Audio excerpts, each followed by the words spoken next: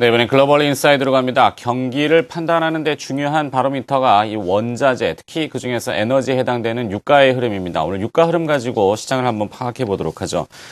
우리 투자증권 동수원 WMC의 서상영 차장 연결돼 있습니다. 안녕하십니까? 네, 안녕하십니까?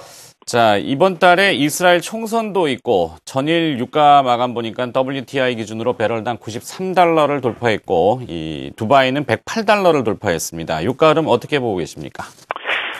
지난 11월 말에 이제 팔레스타인이 유엔의 옵저버 단체에서 옵저버 국가로 승격되면서 이스라엘 정착종과 함께 중동 이슈가 잠시 나왔었는데요. 결국 문제는 1월 22일 날 있을 이스라엘 총선입니다. 여기서 네타냐후 총리 이제 재집권이 확실시되면서 재차 팔레스타인 정착점 문제가 이제 이슈화가 될 것으로 여겨지고 있는데, 여기서 이제 재선에 쉽게 승리한다면 지난번 이란의 핵 프로그램과 관련해서 한계에 다다랐다고 경고한 적이 있어서 이란과의 마찰이 얼마나 더 이어질지가 관건입니다.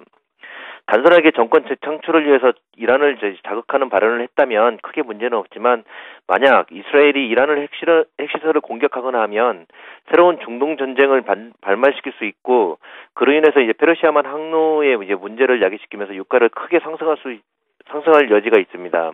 그렇게 된다면 이제 글로벌 경제에 큰 영향을 미칠 수 있는데요.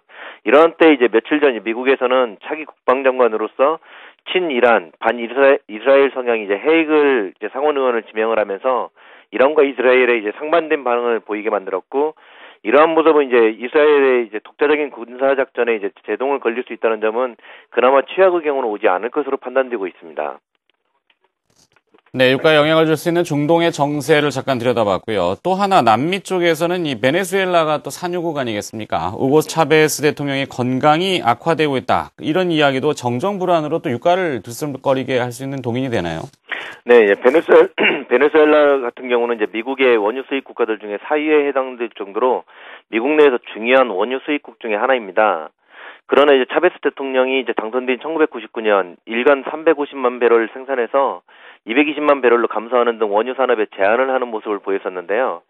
그리고 이제 지금 현재는 매일 미국에 그 중에서 이제 170만 배럴을 수출하고 있습니다.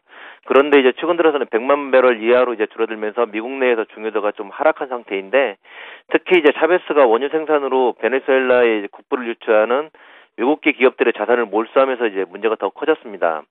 이러한 차베스가 이제 폐암 수술을 위해서 쿠바로 떠났는데, 어제 헌법재판소에서 차베스의 대통령직은 지속적으로 유지할 수 있다라는 발표를 하였고요. 그 전에 이제 차베스가 이제 쿠바로 떠나기 전에 자신이 유고시에 새로운 대선이 열린다면 현재 부통령인 마두로를 이제 대통령으로 선출해달라고 하면서 떠났습니다.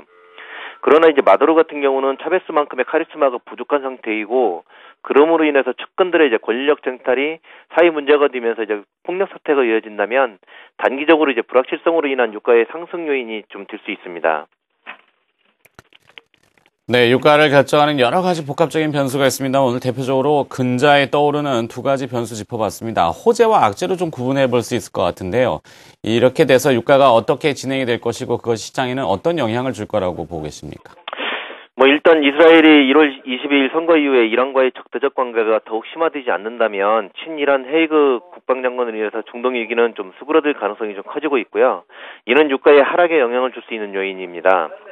차베스 관련해서는 현재 이제 페트로카리브 조약에 이제 관심이 가는데, 베네수엘라의 석유 자원을 국제 유가보다 싼 가격에 중남미 국가들에게 이제 공급을 하면서 그들과 이제 자원을 무기로 일삼는 이들에게 경고를 했는데, 이 조약이 이제 과연 지속될지가 여부가 이제 관건인데요. 만약 차베스가 요구가 된다면 베네수엘라에서는 이제 측근 간의 폭력 사태가 생길 수 있다는 점은 유가의 상승 요인이 되고 있습니다.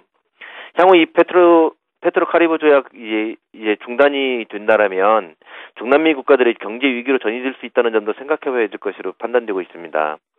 그렇기 때문에 이제 이스라엘 선거와 차베스 유고시 베네수엘 문제를 잘 지켜봐야 될 것이고요. 이제 당장은 차베스의 이제 폐암 수술 문제하고 1월 22일 날 그 이스라엘의 그 총선 결과 이후에 그 네타냐후 총리의 발언들에 좀 집중해야 될 것으로 판단되고 있습니다. 네, 글로벌 인사이드 오늘 국제 유가와 또 시장 영향에 대한 분석을 들어봤습니다. 우리 투자증권 동수원 WMC의 서상영 차장이 수고해 주셨습니다. 고맙습니다. 네, 감사합니다.